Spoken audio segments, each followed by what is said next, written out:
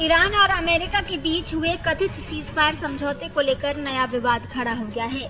पाकिस्तान के प्रधानमंत्री शहबाज शरीफ के दावे पर अब अमेरिका और ईरान दोनों की ओर से सवाल उठने लगे हैं, खासकर लेबनान को लेकर दिए गए बयान पर।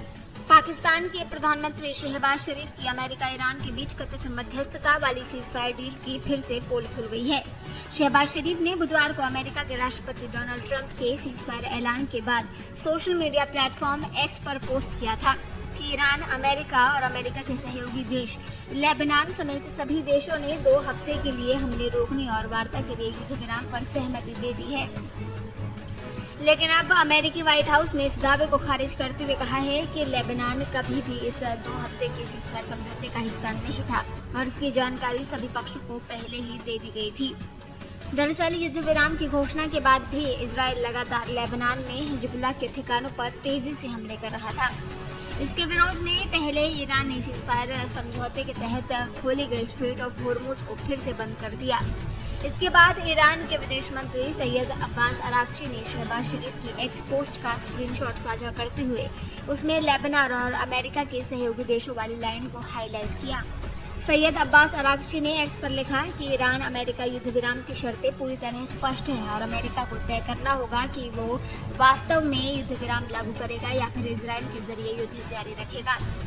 उन्होंने कहा कि दोनों चीजें साथ नहीं चल सकती हैं। उन्होंने आगे कहा कि दुनिया लेबनान में हो रही हिंसा को देख रही है और अब फैसला अमेरिका के हाथ में है। पूरी दुनिया ये देख रही है कि वो अपने वादों पर कितना कायम रहता है। अरागची के बयान के बाद इजराइल के प्रधानमंत्री बेंजामिन नेतन्याहू ने अपने संबोधन में कहा कि ईरान के साथ हुए सीजफायर समझौते में लेबनान शामिल नहीं है। उन्होंने ये भी कहा कि ईरान ने लेबनान में हिजबुल्लाह को पेजर अटैक के बाद बड़ा झटका दिया है। इसके बाद व्हाइट हाउस के प्रवक्ता कैरोलिन लेविट ने भी साफ कर दिया कि लेबनान इस सीजफायर समझौते का हिस्सा नहीं था। वहीं अमेरिकी उपराष्ट्रपति जेडी वांस ने पाकिस्तान के प्रधानमंत्री शहबाज शरीफ के बयान को सीधे खारिज कर दिया है। वांस ने साफ कहा कि सीजफायर में लेबनान शामिल नहीं है। जेडी वांस ने शहबाज शरीफ के बयान का सीधा खंडन कर सोशल मीडिया पर कहा, मुझे लगता है कि ये एक तथ्य गलतफहमी की वजह से आया है। ईरानियों ने सोचा कि सीजफायर में लेबनान भी शामिल है, लेकिन ऐसा नहीं था। हमने कभी ऐसा वादा नहीं किया। हमने कभी ये संकेत भी नहीं दिया कि ऐसा होगा।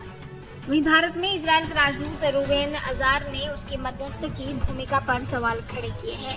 इजरायली राजदूत रूबेन ने अमेरिका ईरान के बीच चल रही सीजफायर की बातचीत में मध्यस्थ के रूप में पाकिस्तान की भूमिका पर संदेह जताया है। उन्होंने कहा, इजरायल इस्लामाबाद को एक विश्वसनीय पक्ष के रूप में नहीं देखता है।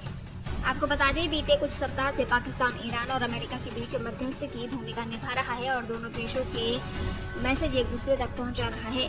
रूबेन अजार ने कहा, हम पाकिस्तान को एक भरोसेमंद पक्ष के रूप में नहीं देखते। मुझे लगता है कि संयुक्त राज्य अमेरिका ने अपने निजी कारणों से पाकिस्तान की मध्यस्थता का इस्तेमाल करने का फैसला लिया है।